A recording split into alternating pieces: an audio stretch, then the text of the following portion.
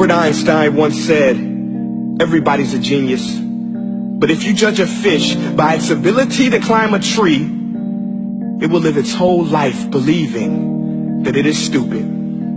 Ladies and gentlemen of the jury, today on trial we have modern day schooling. Glad you could come. Not only does he make fish climb trees, but also makes them climb down and do a 10-mile run. Tell me, school, are you proud of the things you've done?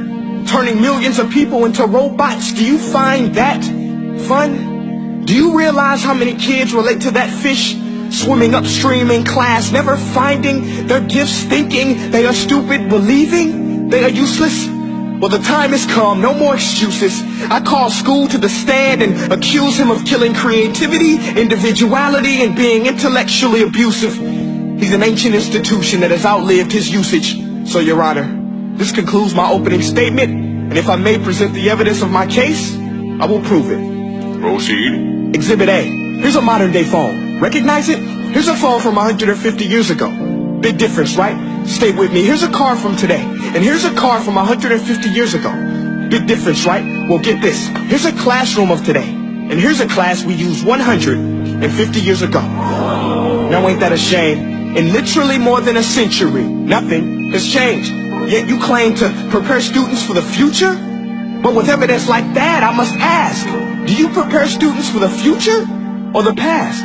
I did a background check on you and let the record show that you were made to train people to work in factories, which explains why you put students in straight rows, nice and neat, tell them sit still, raise your hand if you want to speak, give them a short break to eat, and for 8 hours a day tell them what to think. Oh, and make them compete to get an A. A letter which determines product quality, hence grade A of meat. I get it. Back then, times were different. We all have a past. I myself am no Gandhi.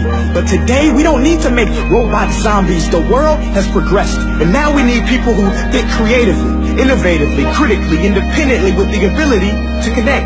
See, every scientist will tell you that no two brains are the same. And every parent with 2 or more children will confirm that claim.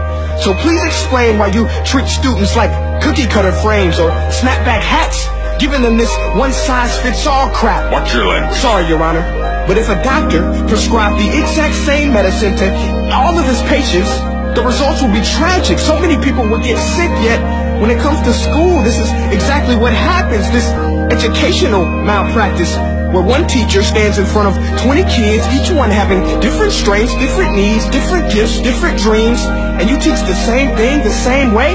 That's horrific.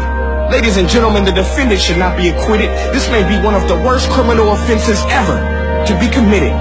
And let's mention the way you treat your employees. Objection. Overruled. I want to hear this. It's a shame. I mean, teachers have the most important job on the planet, yet they're underpaid? No wonder so many students are short-changed. Let's be honest. Teachers should earn just as much as doctors, because a doctor can do heart surgery and save the life of a kid. But a great teacher can reach the heart of that kid and allow him to truly live. See, teachers are heroes that often get blamed, but they're not the problem.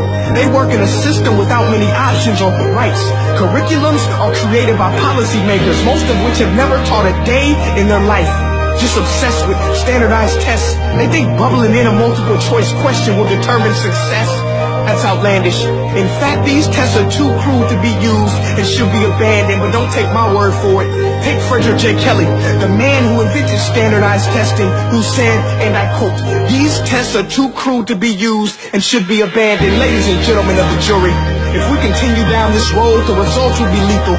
I don't have much faith in school, but I do have faith in people. And if we can customize healthcare, cars, and Facebook pages, then it is our duty to do the same for education, to upgrade and change and do away with school spirit, because that's useless. Unless we're working to bring the spirit out of each and every student, that should be our task.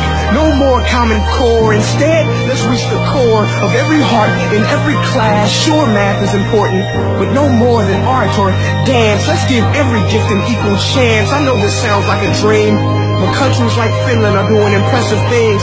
They have shorter school days, teachers make a decent wage, homework is non-existent, and they focus on collaboration instead of competition. But here's the kicker, boys and girls. Their educational system outperforms every other country in the world.